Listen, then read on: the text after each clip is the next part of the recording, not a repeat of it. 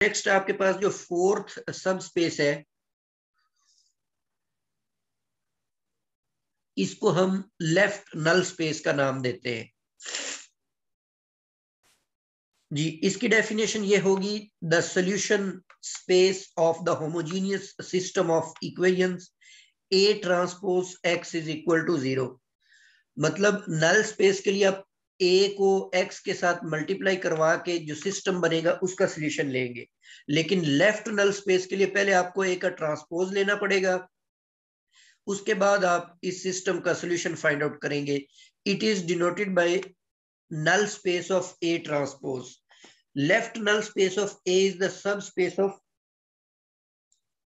Rm, क्योंकि A का जो ऑर्डर था वो हमने M क्रॉस N लिया हुआ था, लेकिन जब हम A का ट्रांसपोज ले लेते हैं तो उसमें N क्रॉस M बन जाता है। तो नल स्पेस है बेसिकली ये भी। तो नल स्पेस के लिए आप इस लास्ट जो है नंबर ऑफ कॉलम्स उसको देखते होते हैं। तो जो नल स्पेस होती है वो आर एन की सब स्पेस होती है, और लेफ्ट नल स्पेस जो है वो एम की सब स्पेस होती है जी। इसकी डायमेंशन जो है, नल स्पेस की डायमेंशन हम मालूम करते थे एन माइनस रैंक ऑफ ए, लेकिन इसका फार्मूला ये होगा कि एम माइनस रैंक ऑफ ए निकलेगा। जैसे वही प्रीवियस मैंने मैट्रिक्स ले ली इस एग्जांपल को, इसके आपने लेफ्ट नल स्पेस निकालनी है। अब आपने करना क्या है, इसका ट्रांसपोज ले लेना है। तो ए ट्रांसपोज की जगह इस मैट्रिक्स का ट्रांसपोज रखेंगे, फिर उसी तरह इसको सॉल्व कर लिया। यहां पर आपके पास फर्स्ट नॉन जीरो रो है तो x प्लस 3y बन जाएगा। यहां से x की वैल्यू माइनस 3y निकलेगी, और लास्ट आपके पास ये इस वेक्टर के मल्टीपल्स होंगे जो भी लेफ्ट नल स्पेस के अंदर पड़े हुए होंगे। इसका मतलब ये बना कि जो इसकी बेसिस है लेफ्ट नल स्पेस की, उस बेसिस के अंदर भी एक ही वेक्टर पड़ा हुआ होगा, और वो वेक्टर है -3 और 1। इसका मतलब है इस लेफ्ट नल स्पेस की जो डायमेंशन है वो भी आपके पास 1 है जी। नेक्स्ट आपके पास कुछ रिजल्ट्स हैं। फर्स्ट रिजल्ट ये है कि dimension of column space of A plus dimension of null space of A is equal to number of columns of A. मतलब ये नंबर ऑफ कॉलम्स ऑफ जो भी मैट्रिक्स आप लेंगे उसके कॉलम्स की तादाद के बराबर होगी जी। इसी तरह ये नेक्स्ट आपके पास है, the system A X is equal to B is consistent. जो भी होमोजीनियस नॉन होमोजीनियस सिस्टम होता है उसकी दो टाइप्स होती हैं, एक होता है कंसिस्टेंट और एक होता है नॉन कंसिस्टेंट। कंसिस्टेंट उसको कहते हैं जिसका सोल्यूशन एग्जिस्ट करता हो। तो सोल्यूशन कंसिस्टेंट का मतलब whose solution exist, जिसका सोल्यूशन एग्जिस्ट करेगा उसको हम कंसिस्टेंट का नाम देंगे। तो ये जो सिस्टम है ये कंसिस्टेंट उस वक्त होगा if and only if B is in the column space of A. ये जो बी है ये उसकी, अगर ए मैट्रिक्स जो है इसकी कॉलम स्पेस से इसका ताल्लुक होगा, तो उस सूरत में ये जो सिस्टम आपके पास है ये कंसिस्टेंट सिस्टम होगा। नेक्स्ट आपके पास है dimension of column space of A is equal to dimension of null space of ए।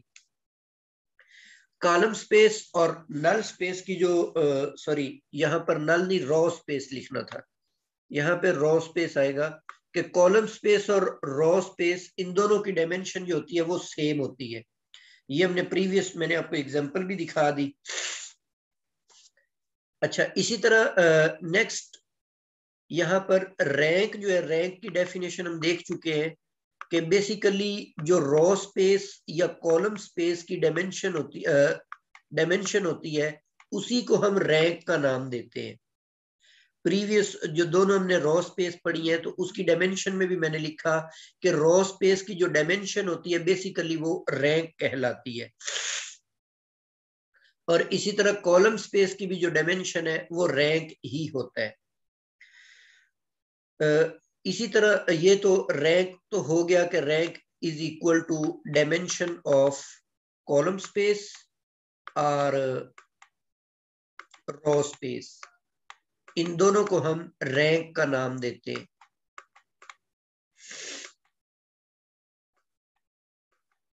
या फिर इसकी डेफिनेशन आप इस तरीके से कर सकते हैं जो हमने एफएससी में पढ़ी थी कि आप एक मैट्रिक्स लेते हैं, उसको आप रिड्यूस्ड एशिलॉन फॉर्म में चेंज करते हैं, उसमें जो number of non zero rows है that is equal to rank, और वही नॉन जीरो रॉज से ही हम रॉ स्पेस बनाते हैं और उसी से हम कॉलम स्पेस बनाते हैं। अच्छा, इसी तरह एक और डेफिनेशन है nullity.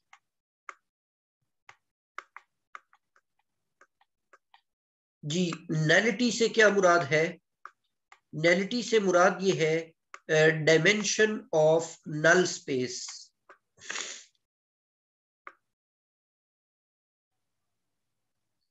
Ji, dimension of null space of matrix A is called nullity of A. ठीक है, it can be written as nullity of A.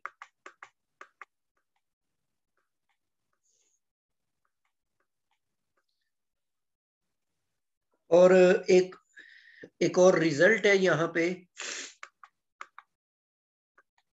Ji, theorem है, अगर आपने कोई भी मैट्रिक्स आपको दिया हुआ है ए, उस मैट्रिक्स का जो रैंक होता है,